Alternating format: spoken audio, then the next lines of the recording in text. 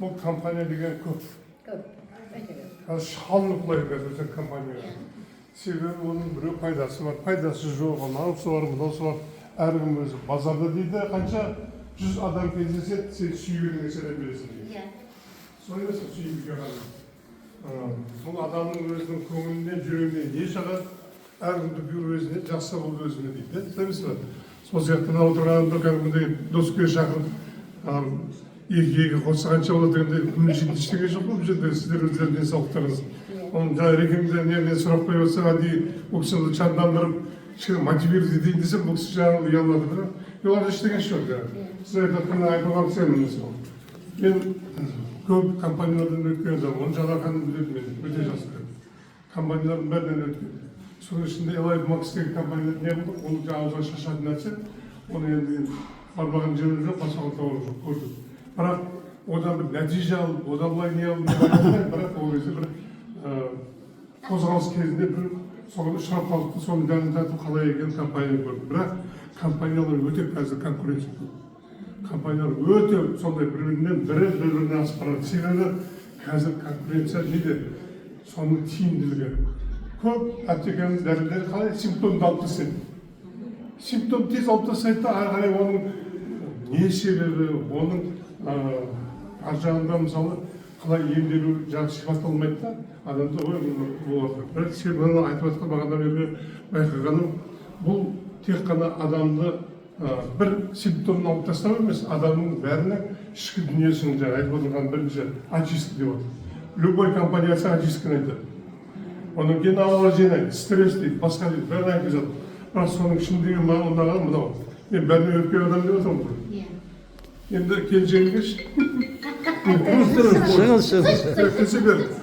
30 жас кіші менен. 30 жас кіші. Сұраған кезде жасыңыз жетті деген неге келасыздар? Мысалы, мына кісі 80-ге келіп қалдыңыз, мына кісі де сізде келіп қалдыңыз. Сізде келіп қалдыңыз. Мен де соған келіп қалдым. Бірақ нәрсе подвалит етпейді деген де мына нәрсе. Неге? Ол жаңағы баяғы тамашаның несі Сахатов білесіздер ғой, режиссері қойшысы. Соны баласы Алмат Сахатов айтады, бой атаман деген бар, мынау деп бүйтіп беріп жүр. Көп тиктокқа да шығып қайта-қайта қоймай жатады.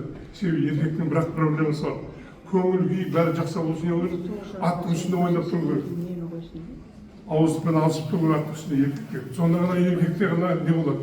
Ән айтады, жүргенде, билейінде ойнайды. Кеше ғана Асқатты көріп айтып көрдіңіз ғой. Мақпалға 10 килограмм азу берсең деп отырмысың да. Неге? Өзі 88-де.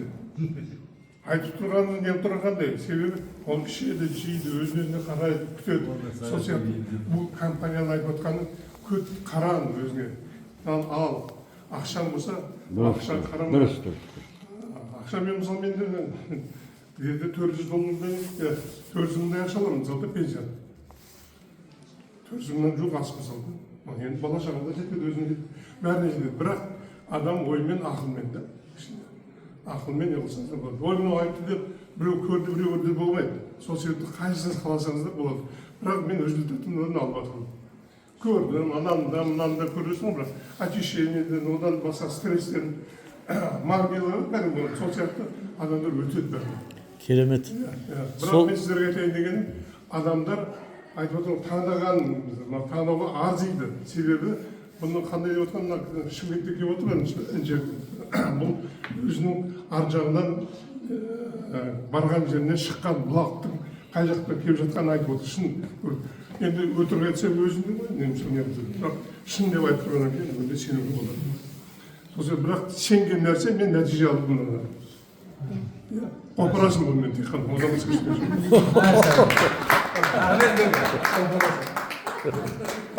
көрді. Енді келіп кеше мынаның тілін дәмін көрдіңіз. Сөйтіп барып енді осознанно келіп отырсыз, өзіңізге ұнады. Енді осыны іштеймін, ары қарата жалғастырамын деп. Келіншегіңіз әлі жап-жас. Сіз де сондай жас болуыңыз керек. Мына продукцияны егер де сіздер тоқтатпай ішіп жүретін болсаңыздар, осы халқымыздан 10 жасқа жасаратын мүмкіндік бар. Өйткені мына өнімдер сіздердің клеткаларыңыздағы қатып қалған жаман нәрсенің бәрін шығарады, жаңа қан түзеді. Жаңағы клетка түзеді, адамды жасартады, жаңартады. Бұл бекерден бекер клеточный питание деп тұрған жоқ. Бекерден бекер бұны біз аузымыз жаңағы жүрегімізбенен ішіміздегі бар ынташылығымызды айтып жатқан жоқпыз. Себебі біз өзіміздің басымыздан өткеннен кейін, біз өзіміз ішкеннен кейін, нәтиже көргеннен кейін ғана біз сондай энергиямен айтып жатырмыз. Егер де мен бұл жерге тек қана ақшаға келген болсам, или тек қана өтірік айтып ішпеген болатын болсам, мен бұлай айта алмаймын ешқандай да. Менің көзімнен бәрі көрініп тұрады, өтірік айтып тұрғаным рас па? Рас қой. Сіз шыныңызды айттыңыз жаңашыл бе? Мынаны ішсең ақ боласың деп. Ішпеген адам оны білмейді. Басынан өткен адам оны білмейді. Ал ішкеннен кейін сіз айтып тұрсыз. Сол сияқты мына қарап тұрыңыздар. Көп компанияларда бізде әйел адам болады. Көп компанияда, Мәрзия. Көп компанияларда ер азаматтар шығармайсыз. Келтіре алмайсыз ер азаматтарды, иә? Ал біздің компанияда 70% жоқ дегенде ер азаматтар жұмыс істейді. Неге? Себебі бұл кісілерге бұлар нәтиже көру керек себебі да. Нәтиже көргеннен кейін бұл кісілерді ешкім сені ойға келме деп айта алмайды да. Бұл кісілер уже бірін-бірі айтып, бірін-біріне өзінің нәтижесімен бөлісіп отырып, бір-бірін етіп келіп жатыр да. Ал енді